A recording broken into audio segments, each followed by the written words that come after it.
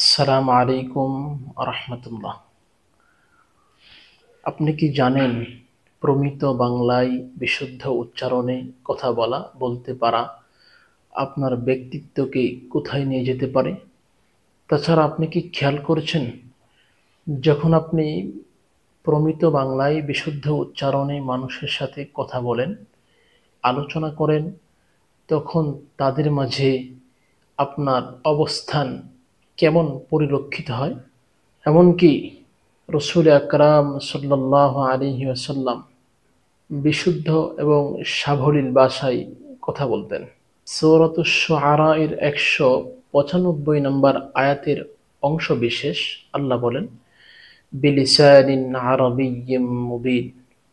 এই আয়াতের তাফসীর করতে গিয়ে ইবনে কাসীর রাহিমাহুল্লাহ বলেছেন, ওয়াকানা মিন আফসাহিল আরব লিসানান ওয়া আ'যাবুহুম কালামান। তিনি অর্থাৎ মুহাম্মদ সাল্লাল্লাহু আলাইহি ওয়াসাল্লাম ছিলেন আরবের সবচেয়ে বিশুদ্ধভাষী এবং সুমিষ্টভাষী। সুবহানাল্লাহ। অন্যদিকে সহিহ বুখারী হাদিসের কিতাব, এই কিতাবের বর্ণনায় এসেছে, বুইসতু বিজাওয়ামিল কালিম, আমি সুসংক্ষিপ্ত এবং মর্ম সমৃদ্ধ বাণী নিয়ে আবির্ভূত হয়েছি। আল্লাহু আকবার। আমাদের বিশ্বাস, আজকের পৃথিবীতে আধুনিকতার এই সময়েও যদি কোনো ব্যক্তি, পরিবার, সমাজ, রাষ্ট্র মুহাম্মদ সাল্লাল্লাহু আলাইহি ওয়াসাল্লামকে আদর্শরূপে গ্রহণ করে, তাহলে সেই ব্যক্তি, পরিবার, সমাজ, রাষ্ট্র বিশ্বের সবচেয়ে উন্নত ব্যক্তি, পরিবার, সমাজ এবং রাষ্ট্র হিসেবে পরিগণিত হবে ইনশাআল্লাহ।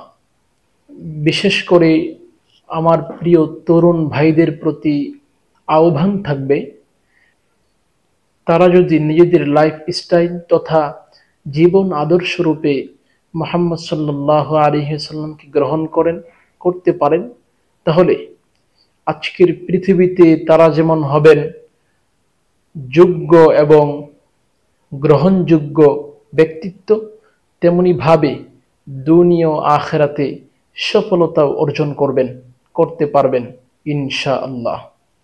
আল্লাহ তাআলা আমাদের সকলকে নববী আদর্শের আলোকে জীবনকে পরিচালিত করার তৌফিক দান করুন। আমিন। আসসালামু আলাইকুম রাহমাতুল্লাহ।